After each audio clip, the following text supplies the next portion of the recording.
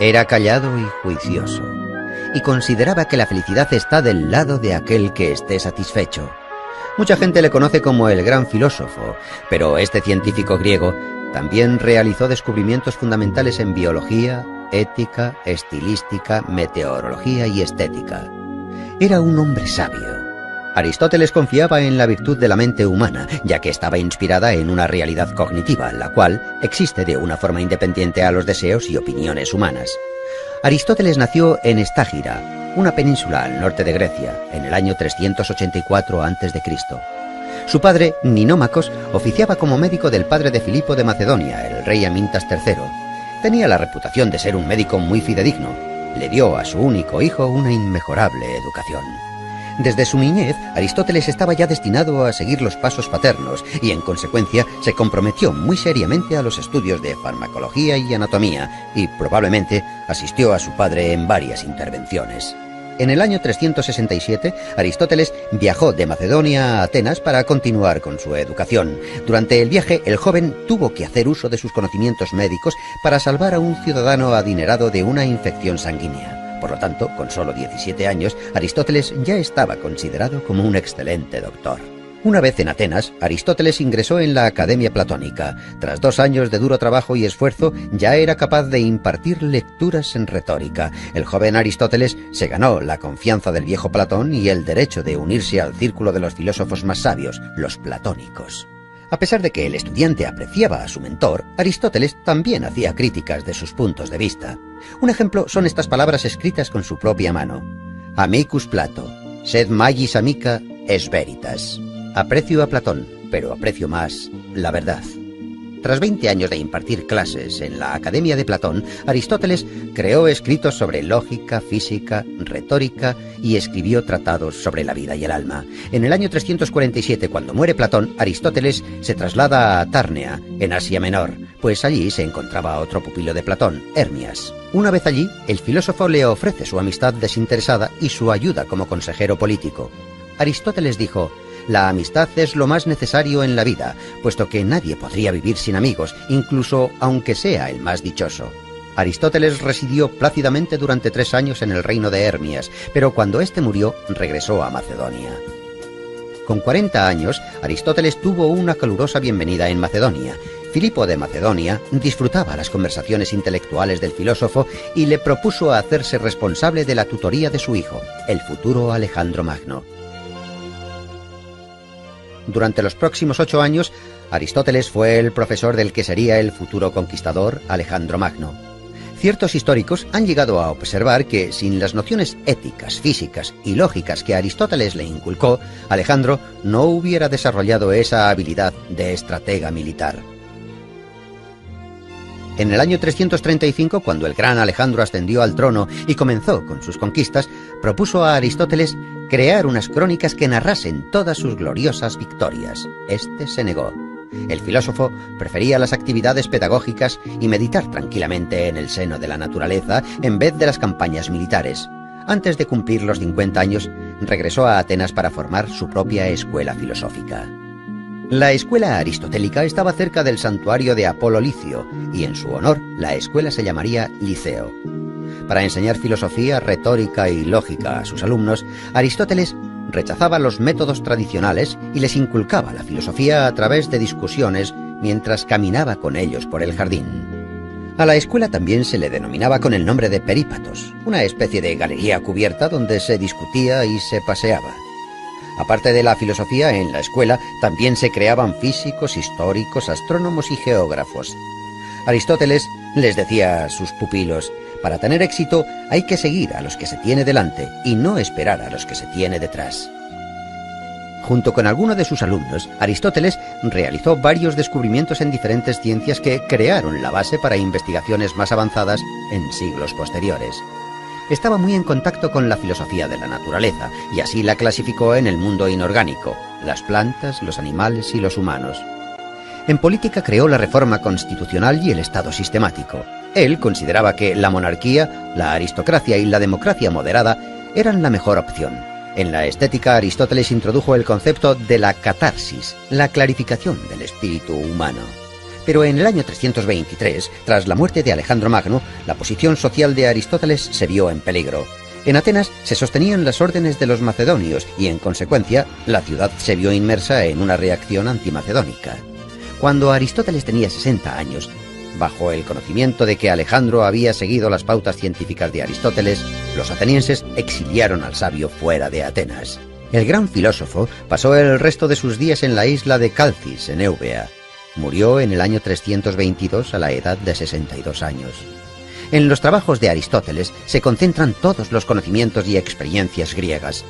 Han pasado los siglos y al final, en el siglo XX, la República griega acuñó sus monedas con el rostro del sabio Aristóteles impreso en ellas, junto con una de sus frases. Todo hombre, por naturaleza, tiene aspiración al conocimiento.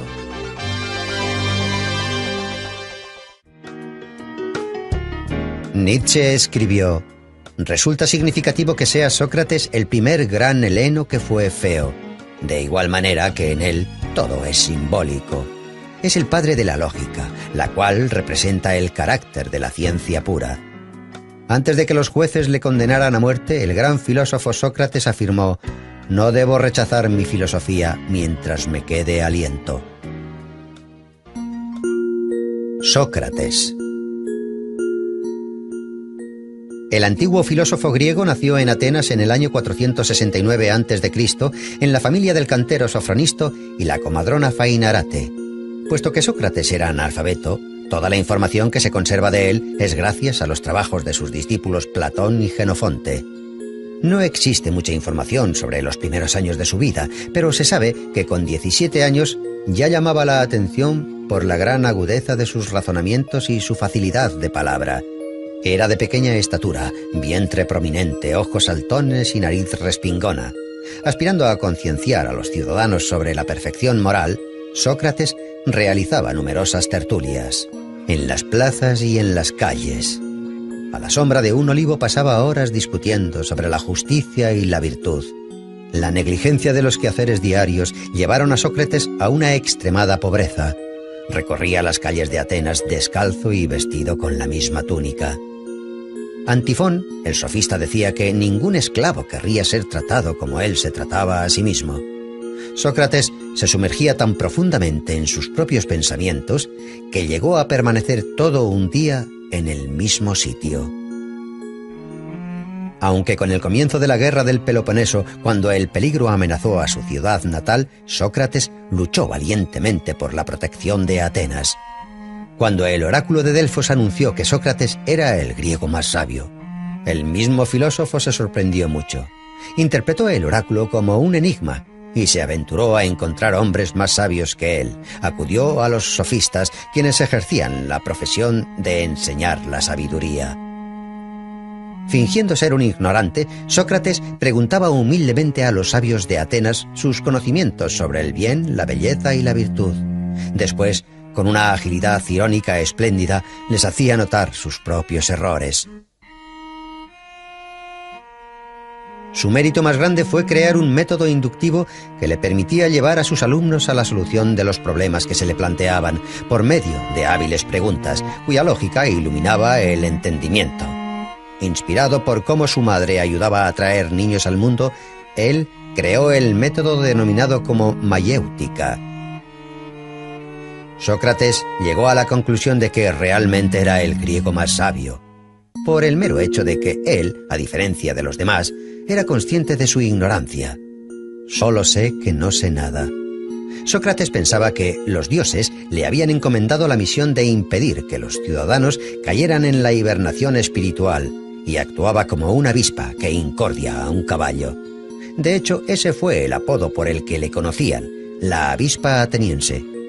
Sócrates intentaba comprender y formular principios morales que fuesen uniformes para todo el mundo.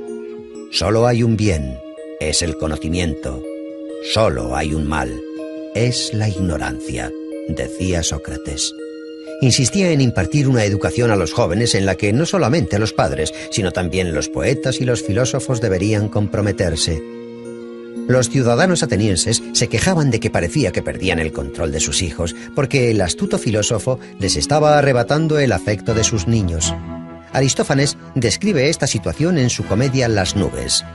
Cuando un joven le preguntó a Sócrates si era necesario casarse, Sócrates le contestó: «Haz lo que desees, te arrepentirás de todas formas». El propio Sócrates, a la edad de 40 años, contrajo matrimonio con una joven de 19 años. Ella se llamaba Xantipa.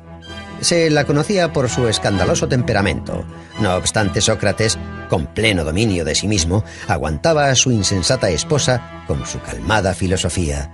Tras la larga guerra del Peloponeso, Atenas cayó en las manos de Criteas, un tirano espartano y un antiguo discípulo de Sócrates. A pesar de que Sócrates nunca había colaborado con tiranos de ninguna clase, el filósofo fue acusado por no reconocer a los dioses atenienses y por corromper a la juventud. Con 70 años, cuando se presentó ante el tribunal, el viejo filósofo probó a través de construcciones lógicas que no debería ser sometido a juicio, sino ser honrado como el benefactor de la sociedad e instructor espiritual. Los jueces se enfurecieron y fue declarado culpable de todos los cargos y condenado a muerte.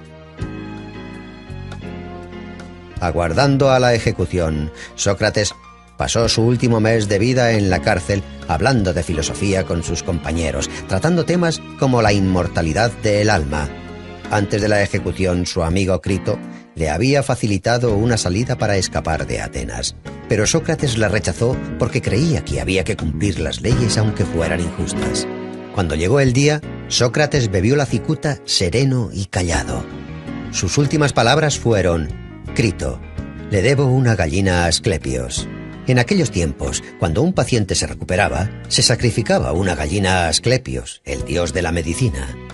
Esas palabras reflejan que la muerte del cuerpo simboliza la recuperación del alma.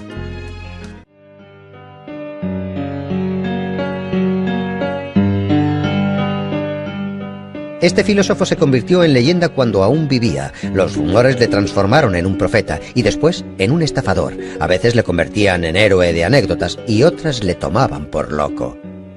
No creó ninguna doctrina integral, pero toda su vida fue un ejemplo de servir a la filosofía.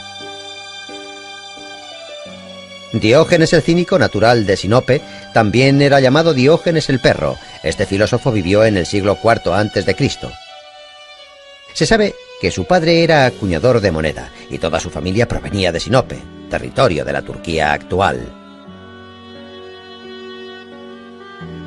Cuando Diógenes aún era joven, fue acusado de adulterar las monedas y enviado al exilio fuera de su ciudad. Diógenes no negó su parte de culpa. Pero ¿cuáles eran las razones por las que un joven de familia adinerada actuaba así? Según la leyenda, la razón por la que falsificaba monedas no era para obtener beneficios, sino por seguir las instrucciones del oráculo de Delfos. El joven Diógenes acudió al oráculo y le realizó la descarada pregunta de ¿qué debo hacer para hacerme famoso? El oráculo respondió: cambiar el valor de la moneda. Diógenes tomó la profecía al pie de la letra.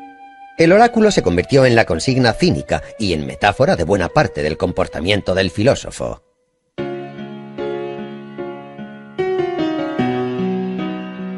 Expulsado de su Sinope natal, Diógenes viajó a Atenas, donde conoció al filósofo griego Artístenes, fundador del cinismo.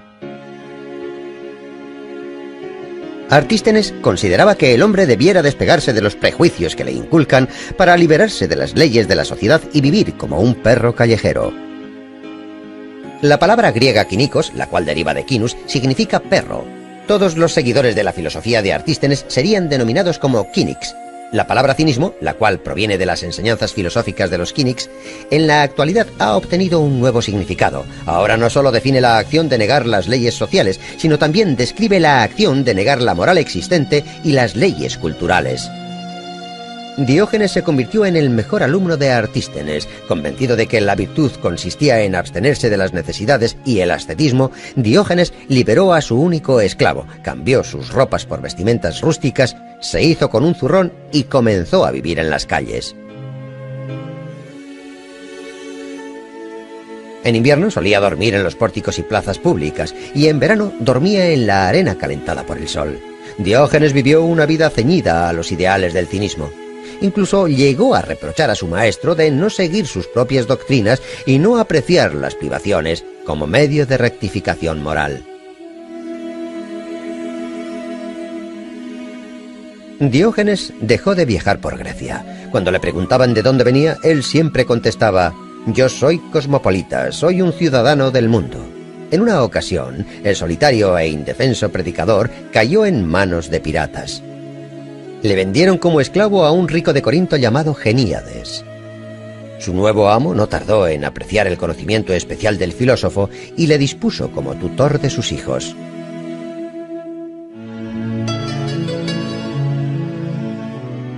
A pesar de todas las penurias que tuvo que vivir, Diógenes siempre fue fiel a su filosofía cínica. Continuó como esclavo hasta el día de su muerte, pero ya que apreciaba su libertad interior, eso nunca le hizo infeliz. Diógenes llegó al extremo de su ascetismo. En una ocasión, tras ver a un niño beber del cuenco de sus manos, destruyó el cuenco de madera que era su única posesión, además de su capa, su zurrón y su báculo. El filósofo pensaba que el hombre no necesitaba nada personal porque todo lo necesario se daba en el nacimiento. El filósofo conocido como Diógenes el perro se comportaba como un animal descarriado. Rechazaba las leyes públicas y retaba las tradiciones ya establecidas.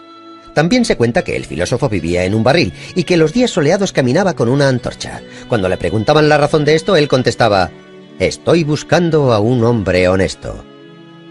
La gente siempre le decía: «Diógenes, ya eres demasiado mayor.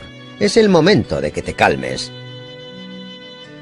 Pero el filósofo contestaba: «Ya casi he terminado.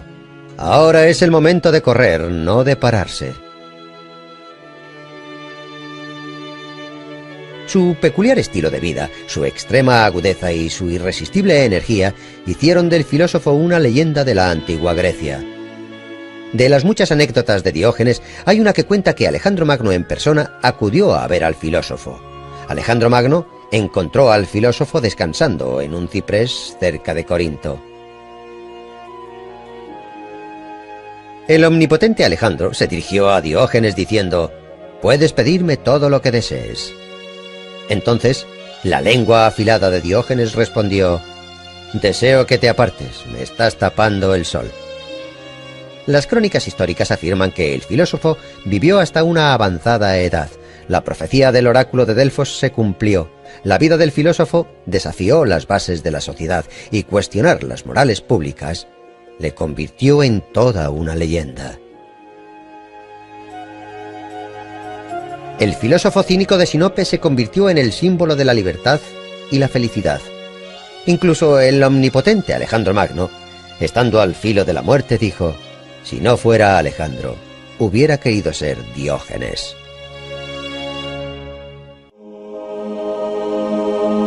La escuela fundada por este antiguo filósofo se convirtió en un prototipo de la educación superior moderna. Los contemporáneos le denominaban el Maestro Divino. En sus obras se habla de una sociedad ideal y una inmortalidad del alma. El antiguo pensador griego Platón decía que el tiempo es una constancia similar a la eternidad. Nació en el año 427 a.C. en una familia aristocrática ateniense. Por descendencia paterna, Platón pertenecía a los zares de Ática. Por parte materna, el sabio descendía del conocido legislador ateniense Solón. Su nombre de nacimiento fue Aristócles. El joven Aristócles era de constitución fuerte y de hombros anchos. Por ello, le apodaron Platón, el de los hombros anchos. Su apodo se conocería a lo largo de la historia. Platón obtuvo una educación aristocrática en su juventud. Escribió versos y tragedias, estudió las obras de filósofos de épocas pasadas y además componía música y también dibujaba. Era un excelente gimnasta, dominaba la equitación, luchaba en combates individuales e incluso ganó numerosas competiciones por ello. Pero a pesar de su versátil educación, el joven era extremadamente tímido y prefería los empleos solitarios antes que dialogar con sus contemporáneos. A los 20 años, el joven Platón ya era considerado como uno de los ciudadanos más prometedores de Atenas. Poseía una brillante carrera política por delante, pero su destino le reservaba algo diferente. En el año 407 a.C., el joven aristócrata conoce a Sócrates, el filósofo que rondaba las calles atenienses. Vestía ropas viejas y harapientas, caminaba descalzo y siempre estaba rodeado de pupilos y de oyentes atónitos ante sus palabras. Sócrates ofrecía discursos interminables sobre la idea del bien y a nuestros ojos podría parecer un loco que desvariaba. Pero Sócrates revolucionó la mente del joven Platón. Influenciado por las teorías del viejo filósofo, el joven, al que le esperaba una brillante carrera política, perdió todo su interés respecto a los ideales públicos y políticos. Platón comprendió entonces que una sociedad basada en tales ideales estaba condenada a la destrucción y para rescatarla había que buscar una manera nueva de hacer las cosas. En el año 399, la trágica muerte de Sócrates obligó a Platón a dejar Atenas. Pasó 12 años de su vida viajando por Grecia y el sur de Italia. Participó en la guerra de Corinto. En Sicilia fue capturado y convertido en esclavo, pero uno de sus amigos le liberó. Entonces decidió volver a su Atenas natal, donde fundó la escuela filosófica a la que bautizó con el nombre de Academia. Esta se convirtió en la escuela más famosa de toda la antigüedad clásica y permaneció abierta durante cientos de años, hasta que, en el año 529 después de Cristo, el emperador romano Justiniano I cerró sus puertas para siempre. La filosofía de Platón cambió la antigua representación del mundo. Sus teorías sobre los comienzos individuales del mundo y sobre la inmortalidad del alma se convirtieron en un prototipo de la religión cristiana. Platón comparaba el alma humana con una cuadriga, donde caballos blancos y negros tiraban de ella, los comienzos nobles y malvados del hombre. El ecuestre, que maneja la cuadriga, es la razón. Cuando el ecuestre domina los caballos negros, el comienzo del alma, el alma puede crecer hasta asimilarse a la de los dioses. Uno de los temas centrales en la filosofía de Platón, el cual se expone detalladamente en su obra República, es la estructura ideal de la sociedad y el Estado. Platón confiaba en la realización y en la encarnación de sus ideas. Para esa misma causa, a los 61 años Platón emprendió un viaje a Sicilia. Dionisio I, el tirano de Siracusa, alababa la filosofía de Platón e invitó al filósofo a llevar a cabo las reformas deseadas. Platón esperaba poder transformar Siracusa en un estado ideal, pero al verse envuelto en varios juicios, el filósofo tuvo que dejar la ciudad. No obstante, la decepción de Platón no fue extrema. 5 años más tarde regresó a Sicilia e intentó realizar su tan ansiada transformación de nuevo. Tampoco tuvo éxito esta vez. Tras este fracaso, Platón no volvió a abandonar su Atenas natal. Dedicó su vida a la academia. El filósofo murió en el año 347 a.C., dejando tras de sí una amplia herencia de escritos. Obras de Platón fueron transformadas en diálogos. A pesar de los años, estas obras siguen despertando el interés de las mentes científicas. La leyenda griega más conocida, escrita por Platón, fue el mito de Atlantis, una isla fértil, poblada y con una civilización avanzada. Como consecuencia de un cataclismo desconocido, probablemente un terremoto, Atlantis se sumergió en las aguas. Este pequeño episodio, escrito en el diálogo de Platón Crito, ha suscitado numerosas hipótesis. Los científicos discuten sobre el lugar, la época y, en general, sobre la posible existencia de la mítica Atlantis. En el año 2004, el Dr. Kunz, de la Universidad Alemana de Wuppertal, llevó a cabo un análisis vía satélite que mostraba fotos de ciénagas saladas cerca de la ciudad española de Cádiz. En las fotos se apreciaban claros remanentes de construcciones antiguas que concordaban con los relatos platónicos. El alemán creyó que Atlantis no era una isla, sino tierras bajas que fueron destruidas a causa de una inundación entre los años 800 y 500 a.C. El antiguo pensador griego, quien dejó una extensa cadena de pupilos y actualizó la filosofía antigua, dijo una vez: «El hombre es una especie de juguete inventado por Dios. Dejadle jugar por tanto a los juegos que más le diviertan, a pesar de que eso contradiga a lo que se cree bueno en nuestros tiempos».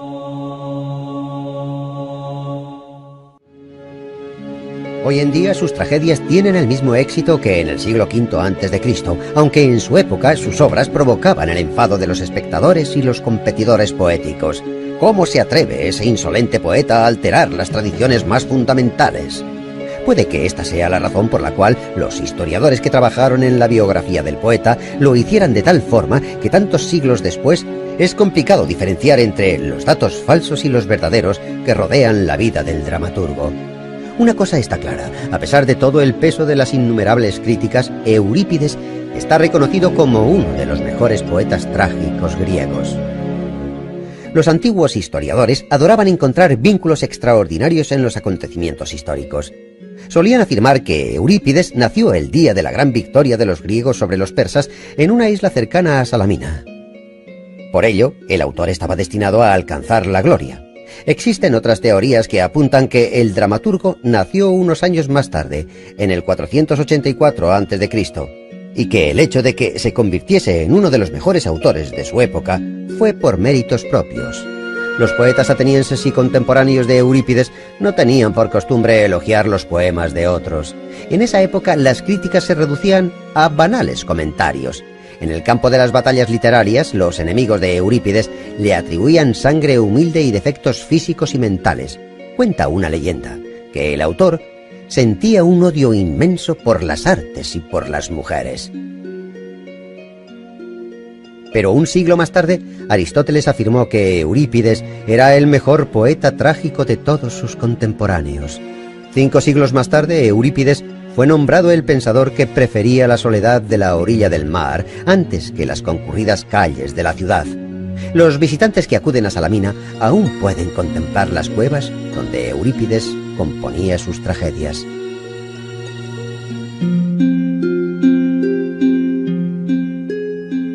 Como otros trágicos, las obras de Eurípides tratan de leyendas y eventos de la mitología que describen crímenes, asesinatos, venganzas, perjurio, incesto, autosacrificios glorificados, severidad, devoción y valentía. Eurípides usaba los mitos de forma inteligente. Fue el primer poeta griego en mostrar a la gente tal y como era en su vida real, con sus defectos y sus conflictos. Los héroes de las obras de Eurípides eran personas comunes con sus debilidades y sus grandezas. En la tragedia Ifigenia en Táuride, la hija de Únzar, habiendo superado el miedo a morir, algo natural en todo ser humano, sacrifica su vida deliberadamente por el bienestar de su pueblo. Otra heroína, Fedra, elige la muerte con el objetivo de limpiar su nombre, y en su última carta calumnia a su hijo adoptivo. En el año 455 a.C., Eurípides participó por primera vez en el concurso anual de dramaturgos. Durante más de medio siglo fue el competidor más duro del conocido Sófocles.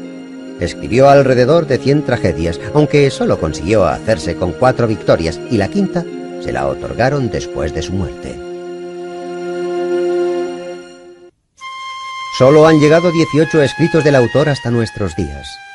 En tragedias como Medea, Hécuba y Andrómaca, el autor habla de problemas que eran objeto de especulación en Atenas en el siglo V a.C., temas como el papel de los dioses en el destino de un hombre, la racionalidad del mundo, Esparta como el enemigo de Atenas en la guerra del Peloponeso, etc. Al igual que Sófocles, su competidor más renombrado, Eurípides, utilizaba la mitología en sus escenarios. De hecho, los antiguos mitos eran su herramienta favorita para crear las tragedias. Los predecesores del dramaturgo eran expertos en volver a relatar los ya famosos argumentos. Eurípides fue el primero en desviarse de estas tradiciones y, con perspicacia, intentar sumirse en el mundo interior de los héroes y de sus sentimientos. En la tragedia Alcestis, por ejemplo, Eurípides utiliza la famosa historia mitológica sobre 2 hermanos que deciden vengarse de su madre. Pero al contrario que en el mito, la Alcestis de Eurípides no es la salvadora de su hermano. Lo verdaderamente importante para el dramaturgo era intentar descubrir los sentimientos de esos niños que osaron tener el coraje de pegar a su propia madre. Esta aproximación de Eurípides hacia los mitos desencadenó sentimientos contradictorios. Por una parte, existía una empatía sincera y por otra, una indignación noble. Pero era una blasfemia. Eurípides tuvo la osadía de cambiar una historia que todo el mundo conocía desde su niñez, y los atenienses, como todos los humanos que les vivieron antes y después de ellos, desconfiaban en todo aquello que era nuevo y diferente. Puede que este fuera el motivo por el que Eurípides fuera un incomprendido en su época. Es posible que esa fuese la razón de que abandonara Atenas en el año 408 a.C. para pasar el resto de sus días en Macedonia y trabajar en la corte de Arquelao como poeta y escritor. Allí, en Macedonia, entre los años 407 y 406 a.C., Eurípides falleció en las líneas de una triste primavera que podrían formar un epitafio. No debe lamentarse la muerte, debe lamentarse la vida destinada a la lucha y a una vida miserable. Desde los tiempos antiguos solo nos han llegado unas pocas imágenes del dramaturgo, pero visualmente demuestran que durante toda su vida este hombre melancólico inclinaba su cabeza pensativo agradeciendo los reconocimientos, pero sin comprender los injustos y constantes ataques. Antes de que se implicase en el estudio de las ciencias, la historia parecía un mito. Su propia vida parece una leyenda. Patriota griego y un entusiasta de los viajes, fue el fundador de la etnografía. Fue escritor y científico, fue el padre de la historia. Heródoto de Halicarnaso dejó constancia de un ecúmeno, desde la civilización europea hasta lo que nosotros entendemos como civilización más moderna.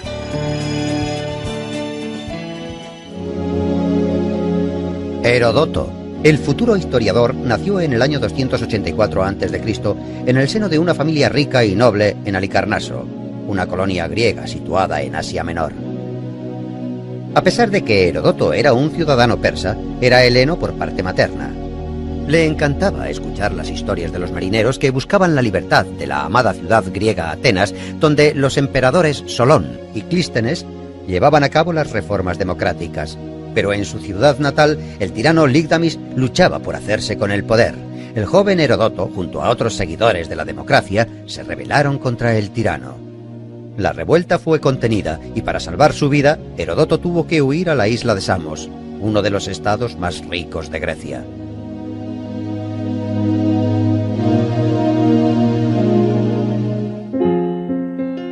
En el año 464 a.C., cuando Heródoto cumplió los 20 años, dejó la isla griega para viajar de país en país y dirigirse al este. Viajó por tierra y mar y visitó lugares como Fenicia, Siria, Macedonia, Delfos y Atenas. Heródoto de Halicarnaso resultó ser un viajero inquisitivo y emprendedor. Investigó cuidadosamente las inscripciones sagradas, los templos, las crónicas, la colección de oráculos y profecías, leyó numerosos trabajos literarios y estudió las costumbres locales. Más tarde, con diligencia, escribió todas sus observaciones personales en un libro que se convertiría en la famosa Historiae, el primer libro histórico de los tiempos antiguos. En el libro, Heródoto describía la distribución de la población de Babilonia y el método de construcción de sus edificios. El sociable ciudadano Heródoto también viajó a Egipto y allí aprendió de los sacerdotes locales que en la pirámide de Keops constaba por escrito la cantidad de rábanos, cebollas y ajos que habían comido los esclavos mientras construían la pirámide. Heródoto visitó la costa norte del Mar Negro, donde se relacionó con la tribu de los escita, que eran personas bélicas y crueles. Acorde con los relatos de Heródoto, los escita se bebían la sangre de sus enemigos y para ello utilizaban sus cráneos. Además, ostentaban los cueros cabelludos como trofeos o botines de guerra. Las descripciones sobre la vida de los escita que Heródoto escribió fueron más tarde verificadas por investigaciones arqueológicas que encontraron restos sepulcrales de la tribu en el sur de Rusia y en Ucrania. Las anotaciones de los 10 años que Heródoto de Halicarnaso había recopilado durante sus viajes se convirtió en una grandiosa obra que nunca fue titulada. No obstante, muchos historiadores creen que la obra fue titulada Historiae, que significaba investigación y desarrollo en el griego antiguo. 330 años después, en el siglo II a.C., científicos de Alejandría dividieron la composición de Heródoto en 9 tomos y los dedicaron a las 9 musas. El primer libro, por ejemplo, fue titulado Clío. La guerra de los griegos contra el imperio persa era el principal argumento de esta gran obra. Heródoto fue contemporáneo de estos sucesos. El historiador admiraba el coraje de los griegos y quería narrar para futuras generaciones las batallas que los griegos y persas soportaron durante 50 años. Más de la mitad de la obra se refiere a los antecedentes de las guerras médicas y el resto a la propia contienda. Fue una de las primeras obras escritas en prosa griega que muestra digresiones históricas, etnográficas y geográficas, así como las tradiciones, las religiones y la vida en Asia Menor. En el año 443 a.C., cuando la guerra entre griegos y persas llegó a su fin, Heródoto viajó al sur de Italia con el fin de encontrar una colonia llamada Turios. Finalmente, a la edad de 40 años, a Heródoto se le llamaba Turio, por haber ayudado a fundar esta colonia. Los investigadores opinan que este lugar fue su último cobijo. Pero no se puede excluir la posibilidad de que al final de su vida Heródoto dejase Turio para volver a Atenas. No se conoce demasiado sobre los últimos años del historiador.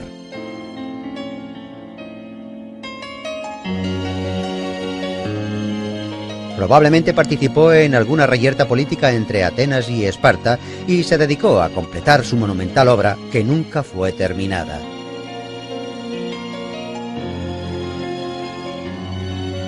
Los relatos de Historiae se detienen en el año 478, en la descripción de una cercana aldea llamada Sesta. Heródoto vivió alrededor de 60 años y murió cerca del año 425 a.C. 4 siglos más tarde, el orador romano Cicerón hablaba de Heródoto como el padre de la historia. Para los historiadores actuales, el espléndido escrito de Heródoto es una fuente de oro para obtener información sobre la historia de los países antiguos.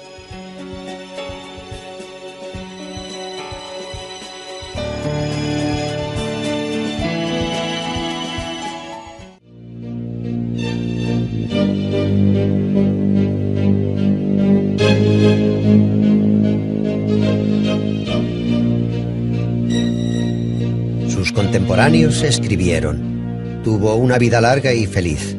Creó infinidad de tragedias preciosas y murió sin conocer la desgracia. Escribió más de 100 obras, pero solo se conservan 7 de ellas, aunque éstas demuestran que Sófocles fue uno de los mejores poetas trágicos de la antigüedad. Sé osado. Lo que los sueños te traen con la luna, los rayos del sol se lo llevarán. Hijo mío, no hay mejor regalo que la vida. Como ocurre con otros poetas antiguos, no se conoce demasiado sobre Sófocles. Nació en Colono, un pueblo cerca de Atenas. El autor haría conocido su lugar de nacimiento por medio de su tragedia Edipo en Colono. Era hijo de un rico armero llamado Sófilo. Otorgó a su hijo la posibilidad de recibir la llamada educación ateniense, que fomentaba el libre desarrollo del cuerpo y el espíritu. El joven Sófocles se inclinaba por jugar a la pelota y estudiar música. A los 16 años fue elegido director del coro de muchachos que dedicaba himnos a los dioses, para celebrar la victoria contra los persas en la batalla de Salamina. Esta batalla conecta a 3 de los mejores poetas trágicos de la antigua Grecia. Esquilo participó en la batalla de Salamina. Sófocles le glorificó por ello. Y Eurípides nació en esa época. Según ciertos estudios, en el año 480 a.C., Sófocles ya había comenzado a labrar su trayectoria como poeta trágico. Pero no fue hasta 12 años después cuando debutó como poeta trágico en las Dionisias, el concurso teatral que se celebraba anualmente en Atenas, y se hizo con el primer premio derrotando al gran Esquilo. Según la opinión de sus contemporáneos, Sófocles elevó la tragedia a un nivel superior, añadiendo un tercer actor en la escena y dando un mayor juego al diálogo. El escritor Diógenes Laercio expuso la historia de la tragedia griega de la siguiente manera. Si uno quiere atribuir a Esquilo todas las innovaciones escénicas, como por ejemplo la luz y el estruendo de los rayos, las máscaras y los cantos, los atuendos ceremoniales de los reyes y las ropas de lana de los profetas, uno debería pensar que quizás Sófocles inventó todo eso. Además, a diferencia de Esquilo, Sófocles se centró, más que en el argumento, en los sentimientos y los sufrimientos de los hombres. Sófocles admiraba la fuerza mental que un hombre es capaz de demostrar. En su famosa obra Antífona, Sófocles comienza el estribillo diciendo: «Hay muchas maravillas en el mundo, pero el hombre es la más maravillosa de todas ellas». Con obras como esta, Sófocles se convirtió en uno de los poetas más conocidos de la antigua Grecia. En el festival en honor a Dionisio ganó el primer premio en más de 20 ocasiones y el segundo más de una docena de veces. Pero nunca se permitió quedar el tercero, que para él sería el último puesto. Escribió más obras que muchos autores, 123 dramas, pero solo 7 han llegado a nuestros días. Áyax, las Traquinias, Electra, Filoctetes y la trama de la familia del rey Edipo fue quien otorgó la mayor fama a su autor. La trama consta de las tragedias Edipo Rey, Edipo en Colono y Antígona. En la tragedia Edipo Rey Se narra la caída de Pericles al mando del Estado ateniense y se interpreta de una forma muy creativa. En la historia, los años de su gobierno se conoce como la época de Pericles, el período donde Atenas era fuerte y próspera. Sófocles era uno de los mejores amigos de Pericles. En el año 440 a.C., ambos fueron elegidos estrategos y participaron en la expedición ateniense contra Samos, acontecimiento que recoge Plutarco en sus Vidas Paralelas. El poeta jugó un papel muy activo en la vida pública de la polis. Incluso cuando Sófocles era ya un hombre muy mayor, fue elegido como uno de los 10 consejeros que supuestamente devolverían los años dorados a Atenas. Sobre la vida personal de Sófocles se desconoce la mayoría. Solo se sabe que tuvo 5 hijos. Hay quien piensa que un hijo de Sófocles, llamado Lofón, intentó atribuirle a su padre una enfermedad mental causada por su avanzada edad. El poeta dijo ante el tribunal: «Si estoy loco, no soy Sófocles. Si soy Sófocles, no estoy loco». Y a continuación recitó el comienzo de la tragedia de Edipo en Colono. Con admiración, el jurado se percató de que en efecto se trataba de Sófocles y por lo tanto no podía estar loco. La tragedia de Edipo en Colono fue llevada al escenario por su nieto, también llamado Sófocles. La representación tuvo lugar justo después de que, con 90 años, su abuelo Sófocles falleciera. Sófocles también era conocido por su afán a la religión. Según algunos historiadores, antes de que el templo para Asclepios, dios de la medicina, fuera construido en Atenas, Sófocles adoraba al dios en su propia casa. En su tragedia, un hombre antes de morir conoce a las Parcas. En uno de los fragmentos que se conservan, Sófocles advertía: «El hombre ha de admirar y valorar el júbilo de hoy. Los dioses cubrirán el mañana con mantos grises y oscuros». Los mitos desencadenó sentimientos contradictorios. Por una parte, existía una empatía sincera y por otra, una indignación noble. Pero era una blasfemia. Eurípides tuvo la osadía de cambiar una historia que todo el mundo conocía desde su niñez, y los atenienses, como todos los humanos que les vivieron antes y después de ellos, desconfiaban en todo aquello que era nuevo y diferente. Puede que este fuera el motivo por el que Eurípides fuera un incomprendido en su época. Es posible que esa fuese la razón de que abandonara Atenas en el año 408 a.C. para pasar el resto de sus días en Macedonia y trabajar en la corte de Arquelao como poeta y escritor. Allí, en Macedonia, entre los años 407 y 406 a.C., Eurípides falleció en las líneas de una triste primavera que podrían formar un epitafio. No debe lamentarse la muerte, debe lamentarse la vida destinada a la lucha y a una vida miserable. Desde los tiempos antiguos solo nos han llegado unas pocas imágenes del dramaturgo, pero visualmente demuestran que durante toda su vida este hombre melancólico inclinaba su cabeza pensativo agradeciendo los reconocimientos, pero sin comprender los injustos y constantes ataques. Antes de que se implicase en el estudio de las ciencias, la historia parecía un mito. Su propia vida parece una leyenda. Patriota griego y un entusiasta de los viajes, fue el fundador de la etnografía. Fue escritor y científico, fue el padre de la historia. Heródoto de Halicarnaso dejó constancia de un ecúmeno, desde la civilización europea hasta lo que nosotros entendemos como civilización más moderna.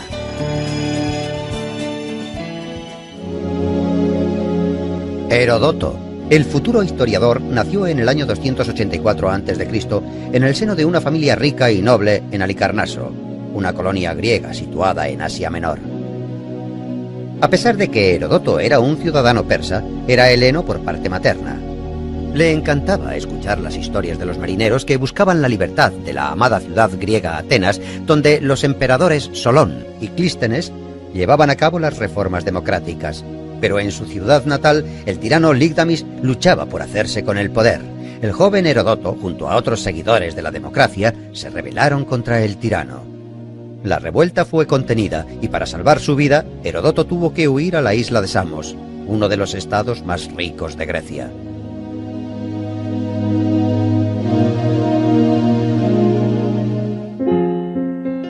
En el año 464 a.C., cuando Heródoto cumplió los 20 años, dejó la isla griega para viajar de país en país y dirigirse al este. Viajó por tierra y mar y visitó lugares como Fenicia, Siria, Macedonia, Delfos y Atenas. Heródoto de Halicarnaso resultó ser 17 años, Aristóteles ya estaba considerado como un excelente doctor. Una vez en Atenas, Aristóteles ingresó en la Academia Platónica. Tras 2 años de duro trabajo y esfuerzo, ya era capaz de impartir lecturas en retórica. El joven Aristóteles se ganó la confianza del viejo Platón y el derecho de unirse al círculo de los filósofos más sabios, los platónicos. A pesar de que el estudiante apreciaba a su mentor, Aristóteles también hacía críticas de sus puntos de vista. Un ejemplo son estas palabras escritas con su propia mano. Amicus Plato, sed magis amica es veritas. Aprecio a Platón, pero aprecio más la verdad. Tras 20 años de impartir clases en la Academia de Platón, Aristóteles creó escritos sobre lógica, física, retórica y escribió tratados sobre la vida y el alma. En el año 347, cuando muere Platón, Aristóteles se traslada a Tárnea, en Asia Menor, pues allí se encontraba otro pupilo de Platón, Hermias. Una vez allí, el filósofo le ofrece su amistad desinteresada y su ayuda como consejero político. Aristóteles dijo: la amistad es lo más necesario en la vida, puesto que nadie podría vivir sin amigos, incluso aunque sea el más dichoso. Aristóteles residió plácidamente durante 3 años en el reino de Hermias, pero cuando éste murió, regresó a Macedonia. Con 40 años, Aristóteles tuvo una calurosa bienvenida en Macedonia. Filipo de Macedonia disfrutaba las conversaciones intelectuales del filósofo y le propuso hacerse responsable de la tutoría de su hijo, el futuro Alejandro Magno. Durante los próximos 8 años, Aristóteles fue el profesor del que sería el futuro conquistador Alejandro Magno. Ciertos históricos han llegado a observar que, sin las nociones éticas, físicas y lógicas que Aristóteles le inculcó, Alejandro no hubiera desarrollado esa habilidad de estratega militar. En el año 335, cuando el gran Alejandro ascendió al trono y comenzó con sus conquistas, propuso a Aristóteles crear unas crónicas que narrasen todas sus gloriosas victorias. Este se negó. El filósofo prefería las actividades pedagógicas y meditar tranquilamente en el seno de la naturaleza en vez de las campañas militares. Antes de cumplir los 50 años, regresó a Atenas para formar su propia escuela filosófica. La escuela aristotélica estaba cerca del santuario de Apolo Licio, y en su honor la escuela se llamaría Liceo. Para enseñar filosofía, retórica y lógica a sus alumnos, Aristóteles rechazaba los métodos tradicionales y les inculcaba la filosofía a través de discusiones mientras caminaba con ellos por el jardín. A la escuela también se le denominaba con el nombre de perípatos, una especie de galería cubierta donde se discutía y se paseaba. Aparte de la filosofía, en la escuela también se creaban físicos, históricos, astrónomos y geógrafos. Aristóteles les decía a sus pupilos: para tener éxito hay que seguir a los que se tiene delante. Ante el tribunal, el viejo filósofo probó a través de construcciones lógicas que no debería ser sometido a juicio, sino ser honrado como el benefactor de la sociedad e instructor espiritual. Los jueces se enfurecieron y fue declarado culpable de todos los cargos y condenado a muerte. Aguardando a la ejecución, Sócrates pasó su último mes de vida en la cárcel hablando de filosofía con sus compañeros, tratando temas como la inmortalidad del alma. Antes de la ejecución, su amigo Crito le había facilitado una salida para escapar de Atenas, pero Sócrates la rechazó porque creía que había que cumplir las leyes aunque fueran injustas. Cuando llegó el día, Sócrates bebió la cicuta sereno y callado. Sus últimas palabras fueron: Crito, le debo una gallina a Asclepios. En aquellos tiempos, cuando un paciente se recuperaba, se sacrificaba una gallina a Asclepios, el dios de la medicina. Esas palabras reflejan que la muerte del cuerpo simboliza la recuperación del alma.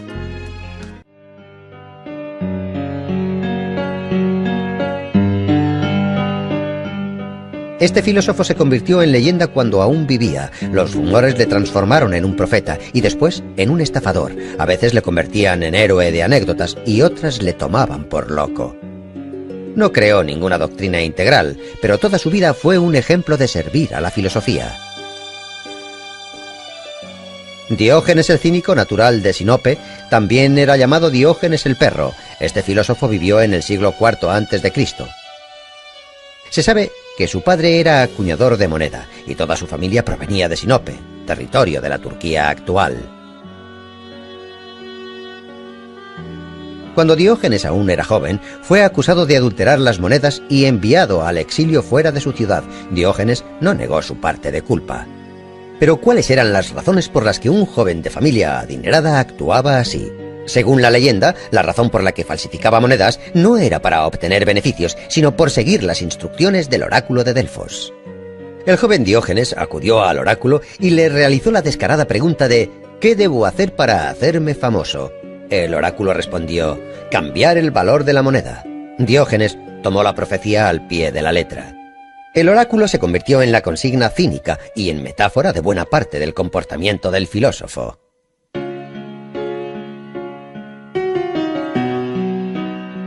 Expulsado de su Sinope natal, Diógenes viajó a Atenas, donde conoció al filósofo griego Artístenes, fundador del cinismo.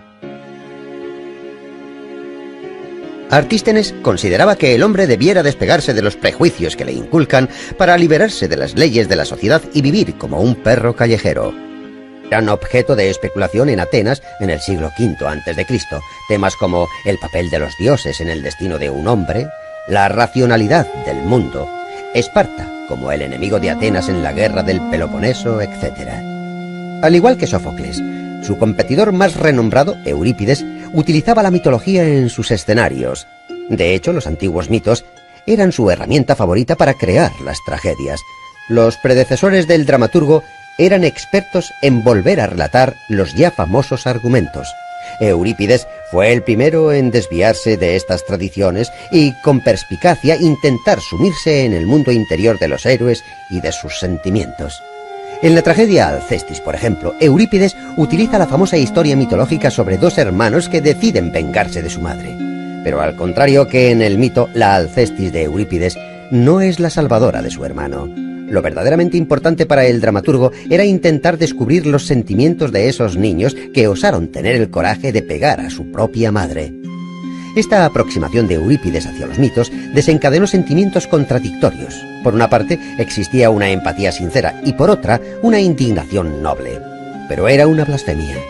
Eurípides tuvo la osadía de cambiar una historia que todo el mundo conocía desde su niñez, y los atenienses, como todos los humanos que les vivieron antes y después de ellos, desconfiaban en todo aquello que era nuevo y diferente. Puede que este fuera el motivo por el que Eurípides fuera un incomprendido en su época.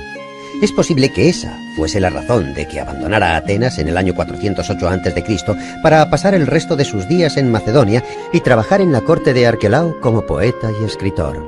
Allí, en Macedonia, entre los años 407 y 406 a.C., Eurípides falleció en las líneas de una triste primavera que podrían formar un epitafio.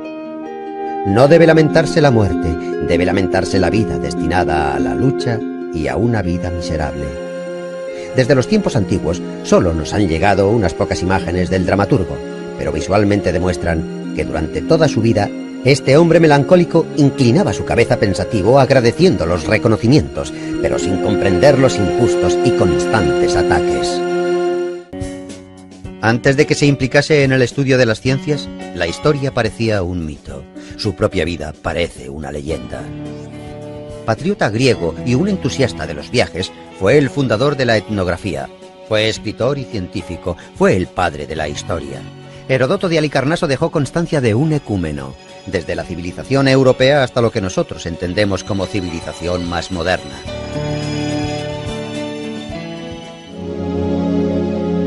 Heródoto, el futuro historiador, nació en el año 284 a.C. en el seno de una familia rica y noble, una especie de galería cubierta donde se discutía y se paseaba. Aparte de la filosofía, en la escuela también se creaban físicos, históricos, astrónomos y geógrafos. Aristóteles les decía a sus pupilos: para tener éxito hay que seguir a los que se tiene delante y no esperar a los que se tiene detrás. Junto con algunos de sus alumnos, Aristóteles realizó varios descubrimientos en diferentes ciencias que crearon la base para investigaciones más avanzadas en siglos posteriores. Estaba muy en contacto con la filosofía de la naturaleza y así la clasificó en el mundo inorgánico, las plantas, los animales y los humanos. En política creó la reforma constitucional y el Estado sistemático. Él consideraba que la monarquía, la aristocracia y la democracia moderada eran la mejor opción. En la estética, Aristóteles introdujo el concepto de la catarsis, la clarificación del espíritu humano. Pero en el año 323, tras la muerte de Alejandro Magno, la posición social de Aristóteles se vio en peligro. En Atenas se sostenían las órdenes de los macedonios y, en consecuencia, la ciudad se vio inmersa en una reacción antimacedónica. Cuando Aristóteles tenía 60 años, bajo el conocimiento de que Alejandro había seguido las pautas científicas de Aristóteles, los atenienses exiliaron al sabio fuera de Atenas. El gran filósofo pasó el resto de sus días en la isla de Calcis, en Eubea. Murió en el año 322 a la edad de 62 años. En los trabajos de Aristóteles se concentran todos los conocimientos y experiencias griegas. Han pasado los siglos y al final, en el siglo XX, la República griega acuñó sus monedas con el rostro del sabio Aristóteles impreso en ellas, junto con una de sus frases. Todo hombre, por naturaleza, tiene aspiración al conocimiento.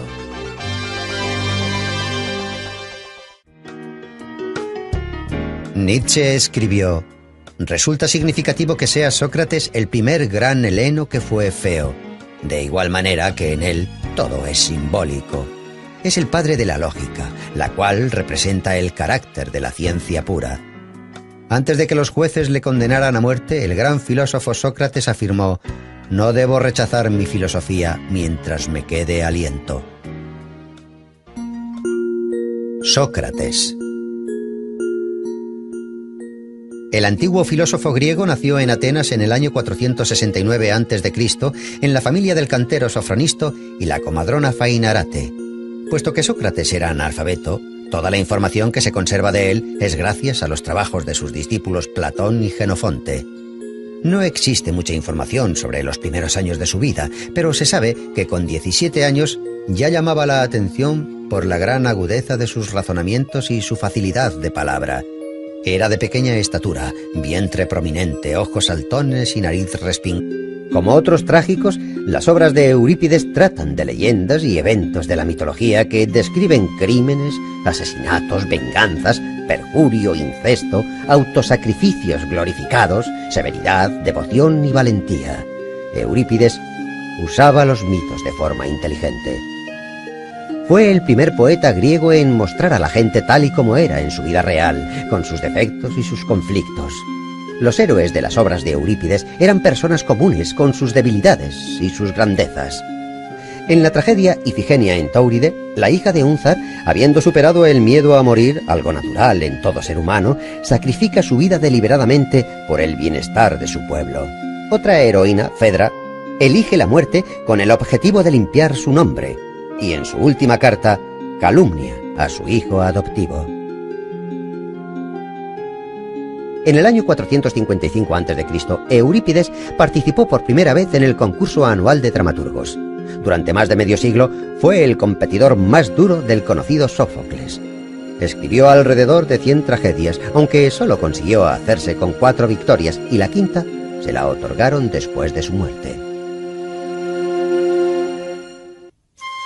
Solo han llegado 18 escritos del autor hasta nuestros días. En tragedias como Medea, Hécuba y Andrómaca, el autor habla de problemas que eran objeto de especulación en Atenas en el siglo V a.C., temas como el papel de los dioses en el destino de un hombre, la racionalidad del mundo, Esparta como el enemigo de Atenas en la guerra del Peloponeso, etc. Al igual que Sófocles, su competidor más renombrado, Eurípides, utilizaba la mitología en sus escenarios. De hecho, los antiguos mitos eran su herramienta favorita para crear las tragedias. Los predecesores del dramaturgo eran expertos en volver a relatar los ya famosos argumentos. Eurípides fue el primero en desviarse de estas tradiciones y, con perspicacia, intentar sumirse en el mundo interior de los héroes y de sus sentimientos. En la tragedia Alcestis, por ejemplo, Eurípides utiliza la famosa historia mitológica sobre 2 hermanos que deciden vengarse de su madre. Pero al contrario que en el mito, la Alcestis de Eurípides no es la salvadora de su hermano. Lo verdaderamente importante para el dramaturgo era intentar descubrir los sentimientos de esos niños que osaron tener el coraje de pegar a su propia madre. Esta aproximación de Eurípides hacia los mitos desencadenó sentimientos contradictorios. Por una parte, existía una empatía sincera y por otra, una indignación noble. Pero era una blasfemia. Eurípides tuvo la osadía, de cambiar una historia que todo el mundo conocía desde su niñez, y los atenienses, como todos los humanos que les vivieron antes y después de ellos, desconfiaban en todo aquello que era nuevo y diferente. Realmente era el griego más sabio, por el mero hecho de que él, a diferencia de los demás, era consciente de su ignorancia. Solo sé que no sé nada. Sócrates pensaba que los dioses le habían encomendado la misión de impedir que los ciudadanos cayeran en la hibernación espiritual, y actuaba como una avispa que incordia a un caballo. De hecho, ese fue el apodo por el que le conocían, la avispa ateniense. Sócrates intentaba comprender y formular principios morales que fuesen uniformes para todo el mundo. Solo hay un bien, es el conocimiento. Solo hay un mal, es la ignorancia, decía Sócrates. Insistía en impartir una educación a los jóvenes en la que no solamente los padres, sino también los poetas y los filósofos deberían comprometerse. Los ciudadanos atenienses se quejaban de que parecía que perdían el control de sus hijos, porque el astuto filósofo les estaba arrebatando el afecto de sus niños. Aristófanes describe esta situación en su comedia Las nubes. Cuando un joven le preguntó a Sócrates si era necesario casarse, Sócrates le contestó: «Haz lo que desees, te arrepentirás de todas formas». El propio Sócrates, a la edad de 40 años, contrajo matrimonio con una joven de 19 años. Ella se llamaba Xantipa. Se la conocía por su escandaloso temperamento. No obstante, Sócrates, con pleno dominio de sí mismo, aguantaba a su insensata esposa con su calmada filosofía. Tras la larga guerra del Peloponeso, Atenas cayó en las manos de Criteas, un tirano espartano y un antiguo discípulo de Sócrates. A pesar de que Sócrates nunca había colaborado con tiranos de ninguna clase, el filósofo fue acusado por no reconocer a los dioses atenienses y por corromper a la juventud. Con 70 años, cuando se presentó ante el tribunal, el viejo filósofo probó a través de construcciones lógicas que no debería ser sometido a juicio, sino ser honrado como el benefactor de la sociedad e instructor espiritual. Los jueces se enfurecieron y fue declarado culpable de todos los cargos y condenado a muerte. Aguardando a la ejecución, Sócrates pasó su último mes de vida en la cárcel hablando de filosofía con sus compañeros, tratando temas como la inmortalidad del alma. Antes de la ejecución, su amigo Crito le había facilitado una salida para escapar de Atenas, pero Sócrates la rechazó porque creía que había que cumplir las leyes aunque fueran injustas. Cuando llegó el día, Sócrates bebió la cicuta sereno y callado. Sus últimas palabras fueron: «Crito, le debo una gallina a Asclepios». En aquellos tiempos, cuando un paciente se recuperaba, se sacrificaba una gallina a Asclepios, el dios de la medicina. Esas palabras reflejan que la muerte del cuerpo simboliza la recuperación del alma. Filosofía de Platón, el cual se expone detalladamente en su obra República, es la estructura ideal de la sociedad y el Estado. Platón confiaba en la realización y en la encarnación de sus ideas. Para esa misma causa, a los 61 años Platón emprendió un viaje a Sicilia. Dionisio I, el tirano de Siracusa, alababa la filosofía de Platón e invitó al filósofo a llevar a cabo las reformas deseadas. Platón esperaba poder transformar Siracusa en un estado ideal, pero al verse envuelto en varios juicios, el filósofo tuvo que dejar la ciudad. No obstante, la decepción de Platón no fue extrema. 5 años más tarde regresó a Sicilia e intentó realizar su tan ansiada transformación de nuevo. Tampoco tuvo éxito esta vez. Tras este fracaso, Platón no volvió a abandonar su Atenas natal. Dedicó su vida a la academia. El filósofo murió en el año 347 a.C., dejando tras de sí una amplia herencia de escritos. Obras de Platón fueron transformadas en diálogos. A pesar de los años, estas obras siguen despertando el interés de las mentes científicas. La leyenda griega más conocida, escrita por Platón, fue el mito de Atlantis, una isla fértil, poblada y con una civilización avanzada. Como consecuencia de un cataclismo desconocido, probablemente un terremoto, Atlantis se sumergió en las aguas. Este pequeño episodio, escrito en el diálogo de Platón Crito, ha suscitado numerosas hipótesis. Los científicos discuten sobre el lugar, la época y, en general, sobre la posible existencia de la mítica Atlantis. En el año 2004, el Dr. Kunz, de la Universidad Alemana de Wuppertal, llevó a cabo un análisis vía satélite que mostraba fotos de ciénagas saladas cerca de la ciudad española de Cádiz. En las fotos se apreciaban claros remanentes de construcciones antiguas que concordaban con los relatos platónicos. El alemán creyó que Atlantis no era una isla, sino tierras bajas que fueron destruidas a causa de una inundación entre los años 800 y 500 a.C. El antiguo pensador griego, quien dejó una extensa cadena de pupilos y actualizó la filosofía antigua, dijo una vez: «El hombre es una especie de juguete inventado por Dios. Dejadle jugar por tanto a los juegos que más le diviertan, a pesar de que eso contradiga a lo que se cree bueno en nuestros tiempos».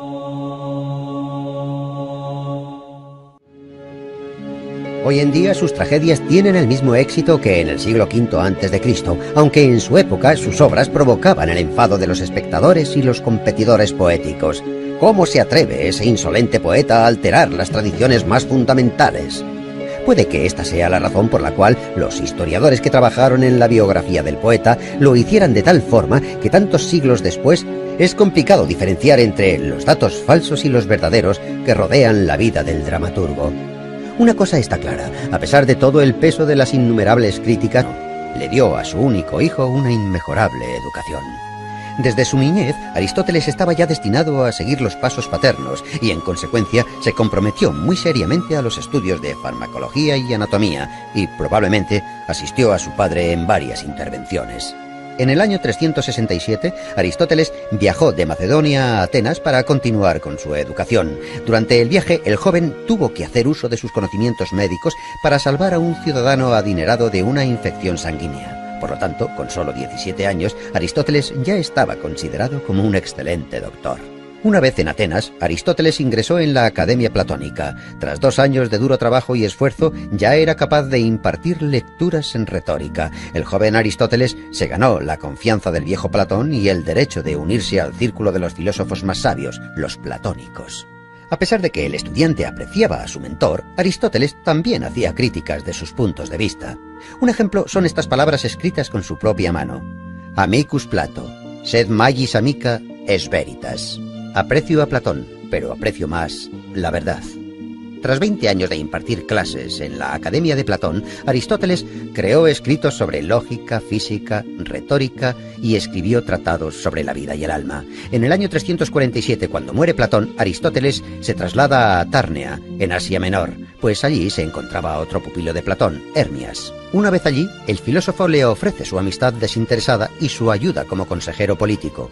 Aristóteles dijo: «La amistad es lo más necesario en la vida, puesto que nadie podría vivir sin amigos, incluso aunque sea el más dichoso». Aristóteles residió plácidamente durante 3 años en el reino de Hermias, pero cuando éste murió, regresó a Macedonia. Con 40 años, Aristóteles tuvo una calurosa bienvenida en Macedonia.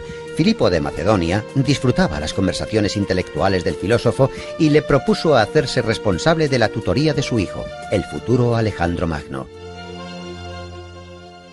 Durante los próximos 8 años, Aristóteles fue el profesor del que sería el futuro conquistador Alejandro Magno. Ciertos históricos han llegado a observar que, sin las nociones éticas, físicas y lógicas que Aristóteles le inculcó, Alejandro no hubiera desarrollado esa habilidad de estratega militar.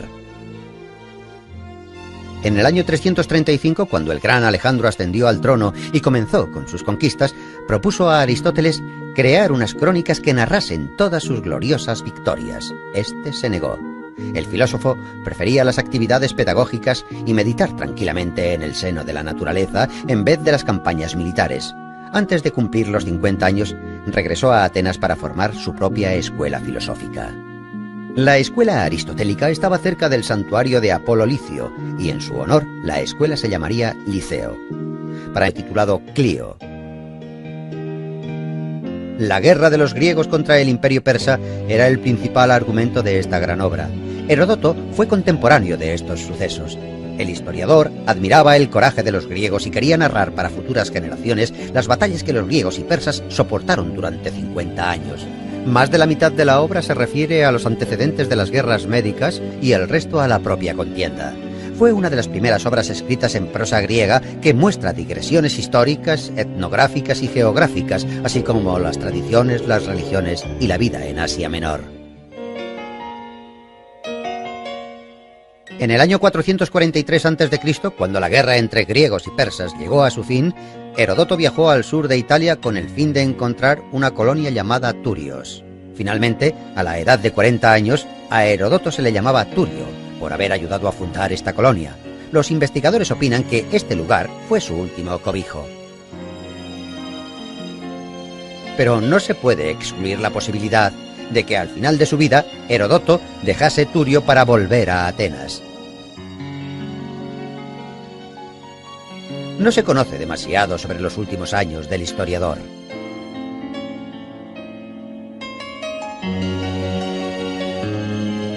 Probablemente participó en alguna reyerta política entre Atenas y Esparta y se dedicó a completar su monumental obra que nunca fue terminada.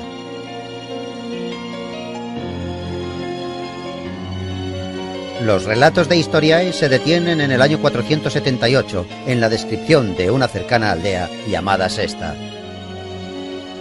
Heródoto vivió alrededor de 60 años y murió cerca del año 425 a.C. 4 siglos más tarde, el orador romano Cicerón hablaba de Heródoto como el padre de la historia. Para los historiadores actuales, el espléndido escrito de Heródoto es una fuente de oro para obtener información sobre la historia de los países antiguos.